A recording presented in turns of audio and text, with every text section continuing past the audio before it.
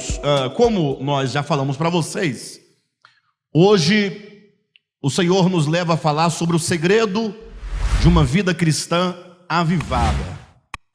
Talvez a maioria de vocês tenham ouvido nessas últimas semanas acerca de um suposto avivamento que estaria acontecendo numa cidade dos Estados Unidos, salvo engano, numa faculdade metodista, salvo engano, se eu estiver errado, vocês me desculpem, né? Uma faculdade, de confissão cristã nos Estados Unidos, e segundo conta a história, toda quarta-feira os alunos vão a um auditório fazer um culto, que é uma faculdade de confissão religiosa, de confissão cristã. E numa dada quarta-feira, após acabar o culto, alguns irmãos continuaram lá no auditório, cantando, adorando a Deus, orando, E não somente continuaram após o culto, mas continuaram durante toda a quarta-feira, entraram para a quinta, para a sexta, e já foi uma semana, duas, um mês, e estão lá.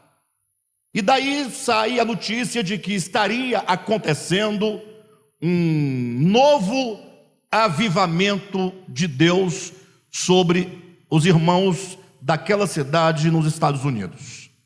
Bem, com respeito a este evento em particular, eu nada tenho a dizer. Creio que nenhum de nós aqui tem nada a dizer de modo específico, e somente dizer que é louvável, porque se os irmãos daquela região, daquele lugar, estão lá orando, estão cantando, confessando os seus pecados e buscando a Deus de alguma maneira, isso é louvável, sim ou não? Até porque quando a nossa reunião aqui, nossa reunião teoricamente começa às 18h30 e deve ou deveria se encerrar 20h30, 20h40, 20h45, topado ali no máximo, Mas às vezes passa para 10 para as 9, passa para as 9 horas, e aí já começa uma angústia dentro de alguns de nós, de querer ir embora. Não tem isso? Vamos falar a verdade. Ainda mais se for um dia que a pregação tá difícil. E o pregador sabe quando a pregação está difícil, tá? O pregador sabe. Por isso deveria encerrar mais rápido, ou mais rapidamente. Mas, às vezes o pregador faz um esboço, se sente na obrigação de cumprir com o esboço. Eu costumo dizer que esboço não é para ser cumprido, absolutamente. Esboço é só os detalhes que você coloca, porque você pode precisar dele. Mas você deve ser conduzido pelo Espírito Santo. Às vezes você faz um esboço, o Espírito Santo te leva para outro lugar, e você não vai, porque você tem que cumprir o esboço. Não faz sentido. Não faz sentido.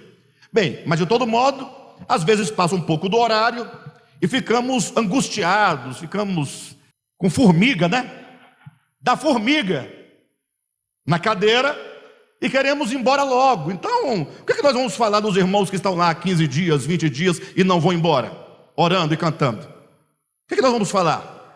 Nada.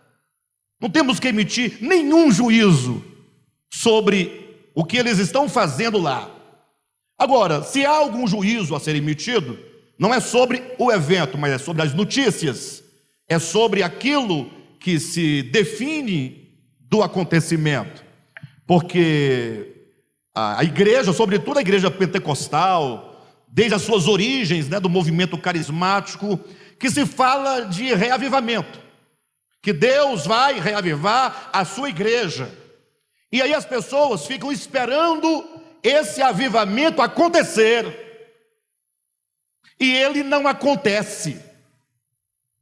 Mas já aconteceu um lá na Rua Azusa, já aconteceu em tal lugar, já aconteceu.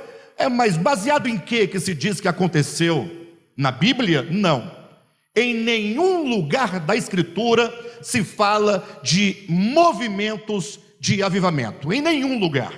Eu sei que você vai citar 3, 4 ou 5 versículos, mas nenhum desses versículos que você vai apontar estão se referindo a esse suposto avivamento que Deus de tempo em tempo resolve enviar.